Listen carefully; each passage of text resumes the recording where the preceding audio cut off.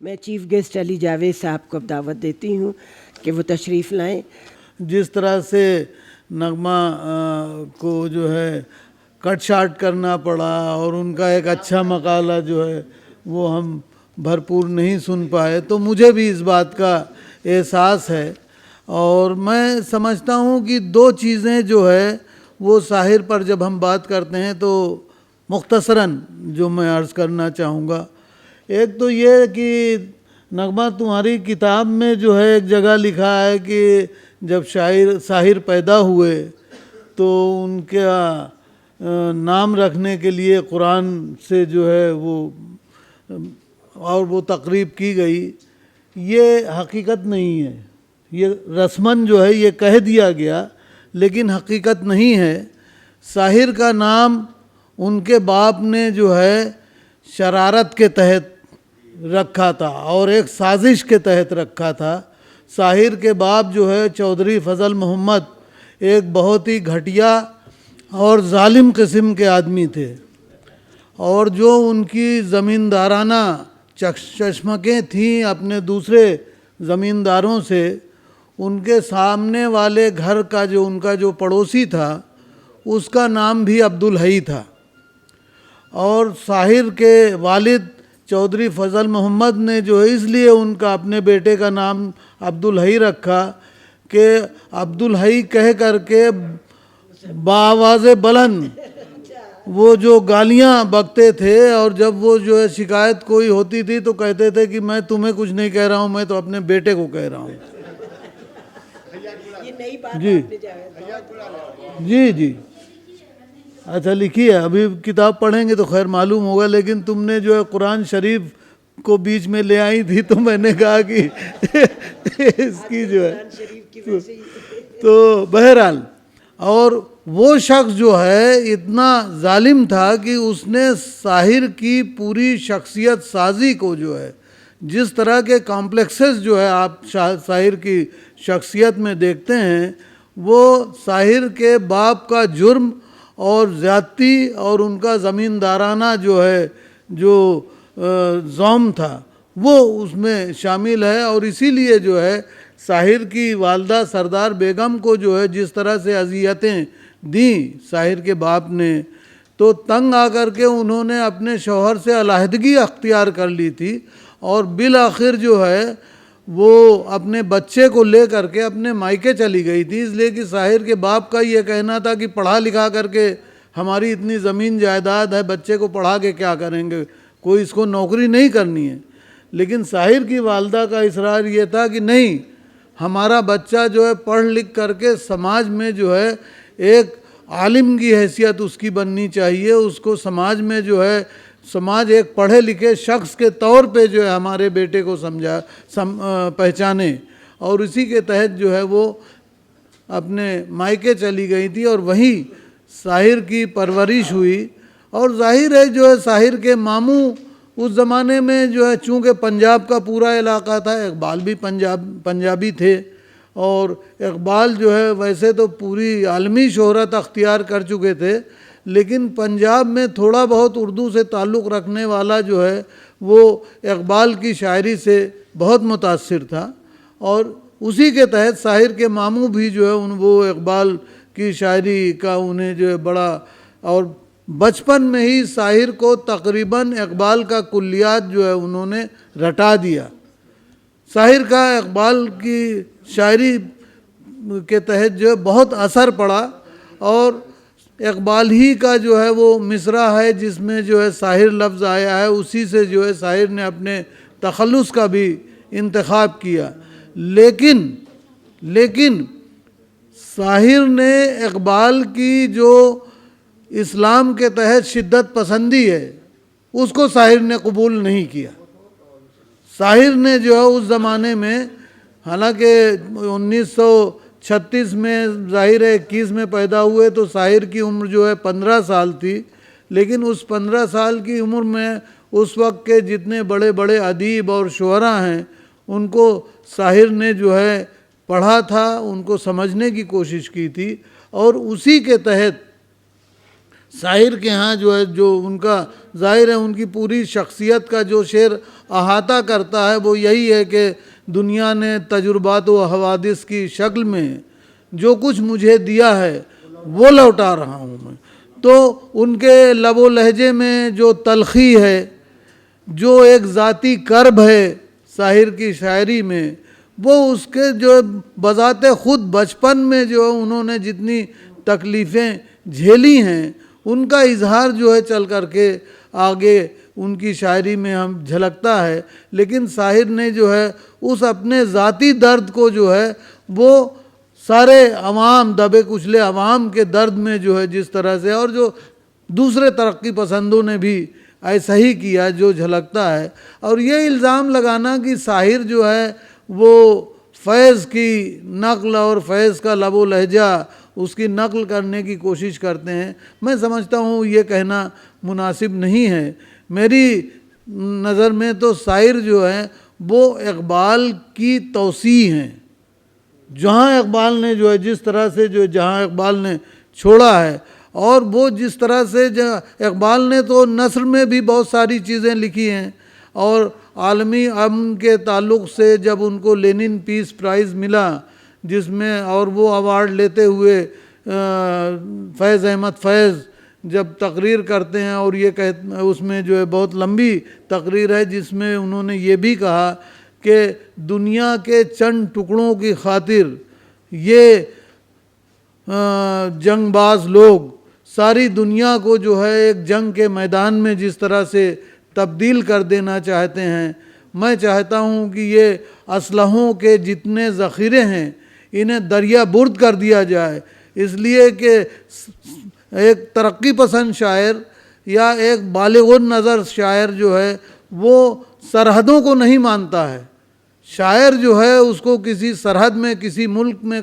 कैद नहीं किया जा सकता है, और वही आलमी विज़न फैज़ का भी था, और उसी विज़न के तहत जो है शाहिर ने भी उस पूरे मिशन को आगे बढ़ाया है। और अगर आप उनकी नज़्म जो है वो ऐ शरीफ इंसानों, उस पर गौर करें जिसमें वो ये कहते हैं कि टैंक आगे बढ़ें या पीछे हटें, कोक धरती की बांझ होती है। फत का जश्न हो या हार का सोग, ज़िंदगी मैयतों पे रोती है। इसलिए ऐ शरीफ इंसानों, जंग टलती रहे तो बेहतर है। आप और हम सभी के आंगन में शमा जलती रहे तो बेहतर है। तो उस मिशन को जिस तरह से शाहिर आगे बढ़ाते हैं, और आलमी जो विज़न है वो लेकर के जो है शाहिर चलते हैं, उनको जो है सिर्फ लोग फिल्मों तक महदूद कर देते हैं, लेकिन फिल्मों में भी जो है अपने ऑडियंस को जो एक वो तसव्वुर देते हैं आलमी अमन पसंदी का या इंसान दोस्ती का, या जिस तरह से मज़हब और मिल्लत की शिद्दत पसंदी को रद्द कर देते हैं कि बड़ा मामूली गाना लगता है जब वो धूल का फूल फिल्म है उसमें कहते हैं तू हिंदू बनेगा ना मुसलमान बनेगा। उसके ज़रिए जो मैसेज दे रहा है शायर कि मालिक ने हर इंसान को इंसान बनाया, हमने उसे हिंदू या मुसलमान बनाया। कुदरत ने हमें बख्शी थी बस एक ही धरती, हमने कहीं भारत कहीं ईरान बनाया। तो ये जो जिस तरह से सरहदों को तोड़ता है, और जो कठमुल्लाहियत जो है कि सब कुछ जो है अरे अल्लाह ठीक कर रहा है, जो करेगा भगवान जो है, जो हमारी किस्मत में लिखा होगा वही होगा, उस इन तमाम चीज़ों को भी शायर तोड़ता है, तंज करता है। आसमां पे है खुदा और ज़मीं पे हम, आजकल वो इस तरफ देखता है कम है। आसमां पे है खुदा और ज़मीं पे हम,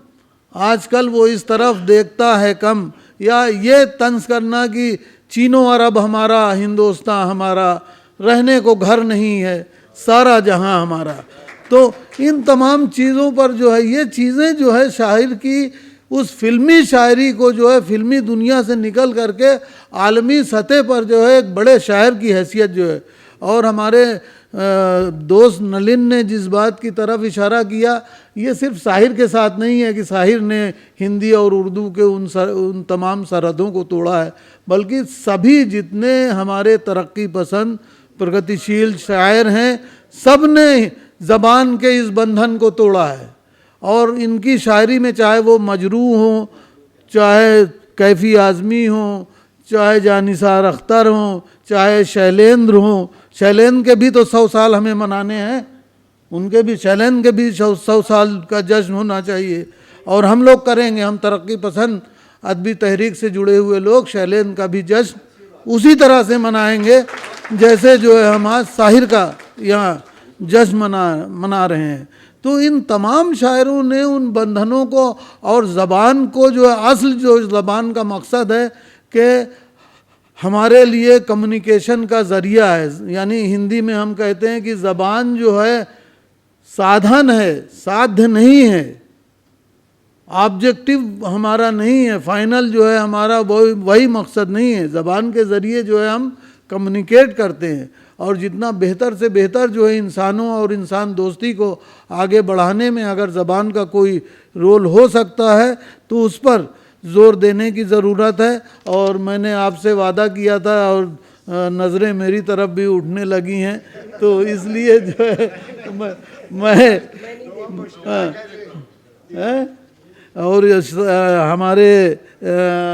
शकील साहब जो जनाब सदर भी हैं आज, फ़िलहाल तो सदर की बात का एहतराम करना ही पड़ेगा। तो आखिर में जो है मैं यही कहूँगा कि साहिर जो है फ़िल्मों के शायर नहीं हैं, बल्कि अदब को जो है फ़िल्मों में ले जा करके उन्होंने फ़िल्मों का वक़ार बढ़ाया है। और उसके तहत जो है, और जो जंग और जुल्म और जबर के ख़िलाफ़ जो है जिस तरह की शायरी साहिर करते हैं कि अगर पैट्रिस लुमुम्बा की शहादत होती है तो पैट्रिस लुमुम्बा के ऊपर जो है जवाहरलाल नेहरू एक जुमला कहते हैं कि एक मरा हुआ लुमुम्बा जो है एक ज़िंदा लुमुम्बा से कहीं ज़्यादा ताकतवर बन करके उभरता है। तो उसी के वो जो है साहिर ने अपने जज्बात का जिस तरह से इजहार किया है कि खून फिर खून है, टपकेगा तो जम जाएगा, जुल्म बस जुल्म है, बढ़ता है तो मिट जाता है, लाख बैठे कोई। ये इसलिए पढ़ रहा हूँ कि आज भी वही हालात हैं, और उन हालात की रोशनी में लाख बैठे कोई छुप छुप के कमी गाहों में, खून खुद देता है जल्लादों के मस्कन का सुराग, साजिशें लाख उड़ाती रहें जुल्मत की नकाब, लेके हर बूंद निकलती है हथेली पे चिराग। और तुमने जिस खून को मक्तल में दबाना चाहा, आज वो कूचो बाज़ार में आ निकला है, कहीं शोला कहीं नारा कहीं पत्थर बनकर, खून चलता है तो दबता नहीं आईनों से, सर उठाता है तो झुकता नहीं संगीनों से। तो वो साहिर हैं, और साहिर जो है हम जितना सेलिब्रेट कर सकें साहिर को या और दूसरे तरक्की पसंद शायरों को, तो हम तरक्की पसंद अदीबों को इस बात का फ़ख्र है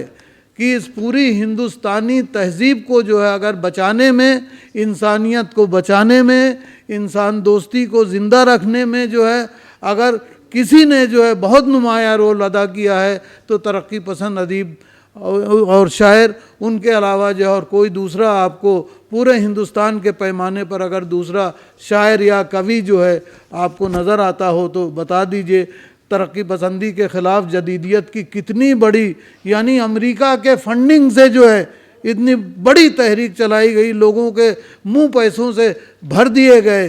तरक्की पसंदी के ख़िलाफ़ लिखने के लिए, लेकिन जदीदियत से जुड़े हुए किसी एक शायर का शेर जो है जो लोगों की ज़बान पर हो, तो आज जो है क्या किसी शायर का नाम जदीदी बड़े शायर का नाम आपकी ज़बान पर है, या कोई ऐसा मशहूर शेर अगर उनका हो तो आप बता दीजिए कि इस तरह की शायरी की उतान तकरीब बर मचीदन तलाज अजर बला लर्जिन्ना, ये शायरी जो की गई, पूछा गया कि भाई इसका मतलब समझा दो, तो कहा गया कि मतलब हम क्यों समझाएं, ये हमारी जिम्मेदारी नहीं है। लेकिन तरक्की पसंद शायर वो कहता है कि नहीं, हम जो कह रहे हैं वो हमारी जिम्मेदारी है, हम समाज के तहत अकाउंटेबल हैं, और हमारा जो है इसलिए जो है तज़िया कीजिए, समाज के पैमाने पर रख करके हमें परखिए, और अगर उस परख के बाद जो है हम में अगर कुछ चीज़ नज़र आती है, हम में कुछ गहराई नज़र आती है, हम में कुछ काम की बात नज़र आती है, तभी हमें तस्लीम कीजिए। हम जो है समाज से ऊपर नहीं हैं, हम समाज को हेच नहीं समझते हैं, हम लोगों को कमतर नहीं समझते हैं, बल्कि आवाम को, मेहनत कश को अपने से ज़्यादा बुलंद और ज़्यादा मोहतरम समझते हैं। और यही जो है तरक्की पसंदी ने हमें दिया है, और उसी मिशन को जारी रखते हुए आज साहिर की 100 साला जश्न के मौके पर हम उन्हें सलाम करते हैं। बहुत शुक्रिया।